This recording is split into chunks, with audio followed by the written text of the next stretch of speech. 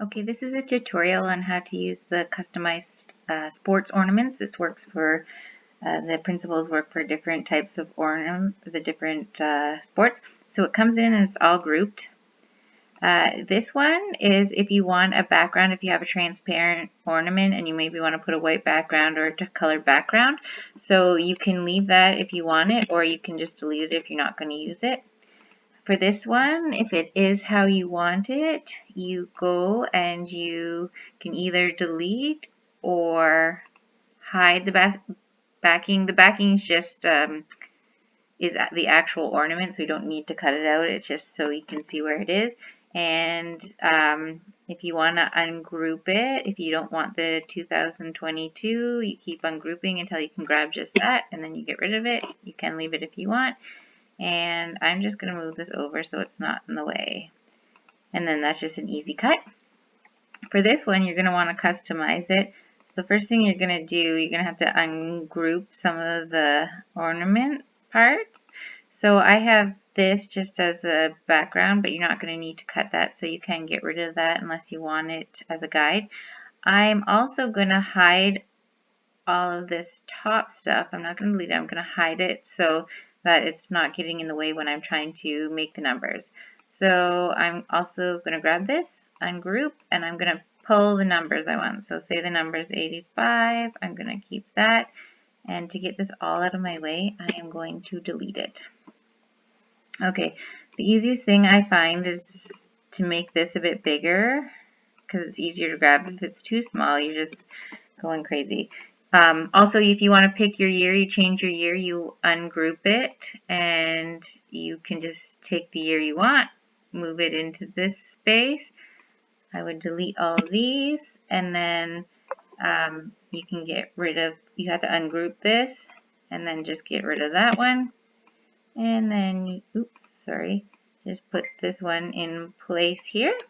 There you go. And you're going to want to change the names, so you go and ungroup all this. I'm going to take the letters that I want. Sorry, all this noise in the background. I'm going to go like that. I actually need 2L, so I'm just going to copy that. I'm going to take some more letters that I want. Yeah, if the letters are too small, I find that it's too hard to grab them. So I'm going to take all of the letters I want. I'm going to grab these, delete this.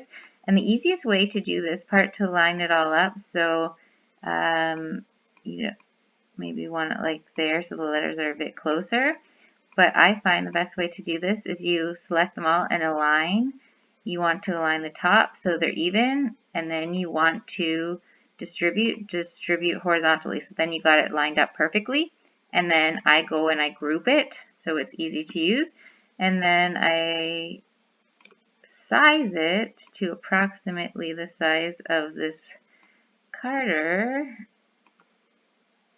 and then I can delete this. I put, oops, I forgot to group that, so you're going to want to group this so it's easier to move. So you just put it on top of the number, the year, grab the alpha or the name, and just kind of position it where you want it. And then to make sure it is where you want it, you're going to bring this back. So see, that's not quite where I want it, so I want it down a bit. I'm going to grab the name. Oops. Sorry, I grabbed that. I meant to grab the group. So you grab the group, you can just kind of reposition it how you want it. And then all the elements are there. After you do this, you are going to want to click all, you can even click these, you want to click it and you want to attach it so that it comes out properly.